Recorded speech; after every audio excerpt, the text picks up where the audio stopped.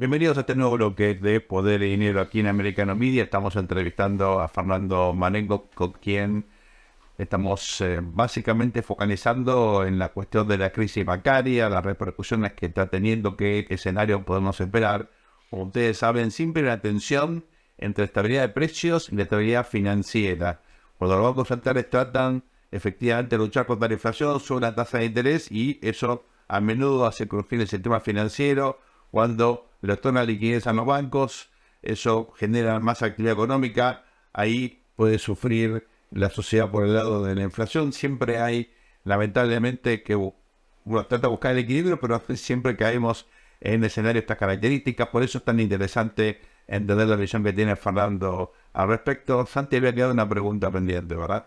Sí, sí, si te parece, Fernando, a ver cómo ves ese tema de que no sería necesario subir tanto la tasa eventualmente. Por supuesto, inducir una crisis finalmente lo puede lograr el mismo efecto, ¿no?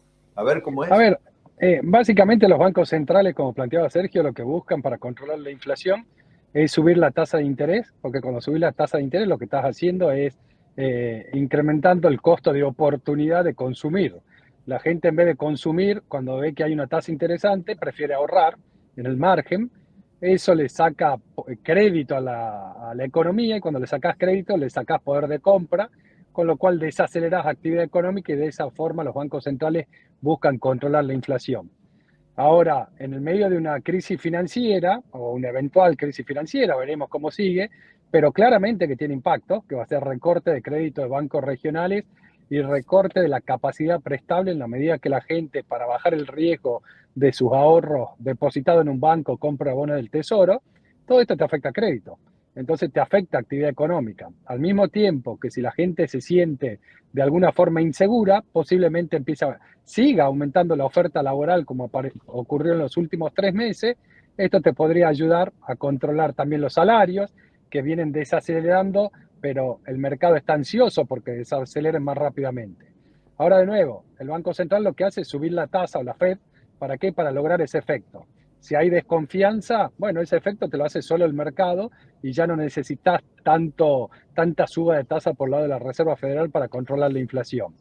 Lo En que este sí hay caso, que tener, lo que sí hay en que este tener caso presente, no, perdón, Santiago, lo que perdón. hay que tener cuidado es que empezaste a inyectar de nuevo liquidez para el rescate de los bancos, Claro. que de corto plazo es necesario. Ahora, de mediano plazo, si se revierte la confianza y de nuevo empieza a haber un boom de demanda, rápidamente tenés que sacar todos esos dólares que estás emitiendo en la última semana. Fernando, uno analizando crisis bancarias en el pasado, en Estados Unidos, en otras partes del mundo, México, en 94, 95, Argentina tuvo unas cuantas de estas.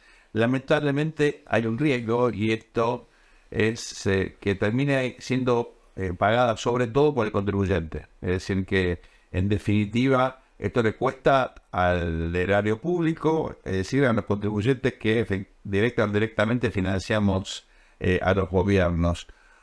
¿Crees que por las medidas que ha venido tomando hasta ahora el regulador, hay riesgo que esta crisis bancaria en Estados Unidos también tenga un impacto en el contribuyente, al margen de lo que ya venimos analizando? Contribuyente o contribuyente y ciudadano, que no necesariamente es lo mismo. No, bueno, va a tener un costo para el ciudadano desde el punto de vista como actor económico, ¿no? Pero acá puede haber un costo fiscal relevante en este salvataje al sistema, o son línea de financiamiento, los descuentos que en definitiva los bancos después terminan devolviendo. A ver, lo primero, hay un dicho que dice que en época de guerra se mata una paloma con un cañón. Y en época de crisis financiera, lo que tenés que hacer es estabilizar el mercado e inyectar toda la liquidez que sea necesaria, con lo cual yo estoy de acuerdo con las medidas que se está tomando. Primer punto. El segundo es, bueno, ¿cuál es el costo de esa medida? Y respecto al costo de esa medida, y yo creo que lo que plantea Sergio y Santiago, estoy de acuerdo que hay dos cosas, uno el contribuyente y otro el ciudadano, porque uno se puede pagar con, digamos, con la necesidad de más presión fiscal y la otra con vía inflación, ¿no? ¿Está el riesgo ese? Yo diría, en primer lugar, sí, porque lo que está haciendo la Reserva Federal al garantizar el 100% de los depósitos, no solamente los que estaban con garantía, lo que está haciendo es comprando a valor nominal bonos que están por debajo de su valor nominal. Claro. Entonces están comprando bonos del tesoro más caros de lo que vale en el mercado, lo cual implica una pérdida. Entonces eso seguramente tiene un impacto tanto fiscal como también en términos de inflación. Ahora, el impacto final sobre inflación va a depender si una vez superado este estrés financiero, cuánto demora la Reserva Federal para salir a esterilizar todos los dólares que está emitiendo en estos días.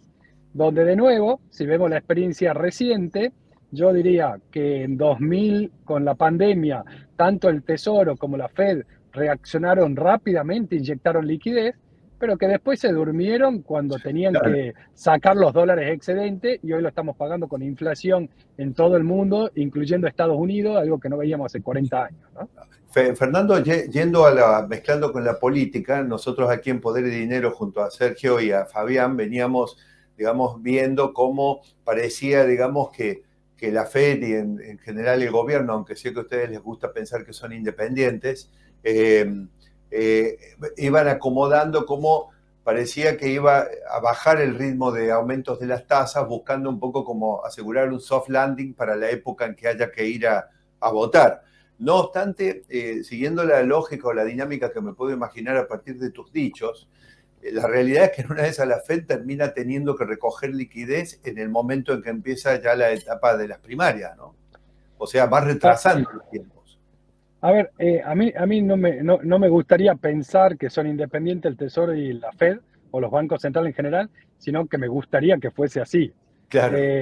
Ahora, respecto de esto, a ver, sí estoy de acuerdo que el funcionamiento debería ser independiente. Si no es independiente, como vos estás suponiendo, Santiago, justamente vos estás inyectando liquidez ahora por una crisis y cuando tenga que salir eventualmente a sacar toda esa liquidez, va a ser el momento en el cual estás en un proceso electoral. Entonces ahí empiezan las dudas si vale la pena hacer el ajuste o no por el costo que vas a pagar. Pero hay un segundo tema que es importante. Yo inyecto liquidez ahora porque hay desconfianza, entonces para evitar una crisis más profunda, y a futuro, si efectivamente la Reserva Federal tendría que estar sacando dólares durante una primaria, es porque la confianza se restableció y la economía está funcionando.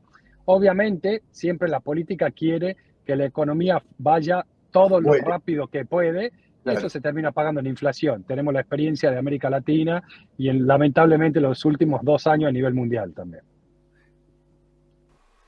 Fernando, mandamos a un plano más estrictamente político.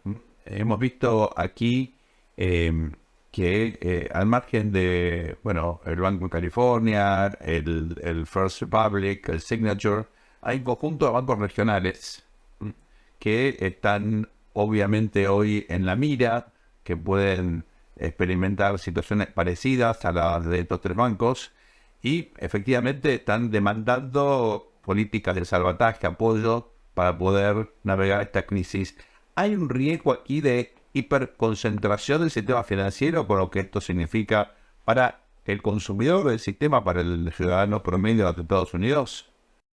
A ver, definitivamente, no sé si la palabra es hiper, pero que va a una concentración del sistema financiero, no tengo ninguna duda.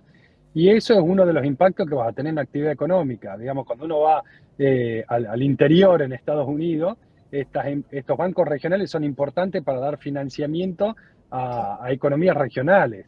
Entonces eso es lo primero que se va a resentir. Lo primero que vas a ver es que en la medida que el banco se concentra en las grandes entidades, en los bancos tradicionales, contra los regionales, vas a perder crédito regional. Entonces el primer impacto va a ser esa pérdida de crédito. Y el segundo, y más rápido, es que en la medida que el depositante diga, en vez de tener depósito en un banco, que no sé qué puede pasar con el banco, si pasa algo con el banco, si me lo van a pagar o no, y ese depositante prefiere cambiar su depósito por un bono del tesoro, estás bajando la capacidad prestable del sistema financiero. Claro. Entonces, creo que baja una reducción de crédito, a un impacto en la actividad económica y definitivamente una concentración del sistema financiero con impacto fundamentalmente en economías regionales.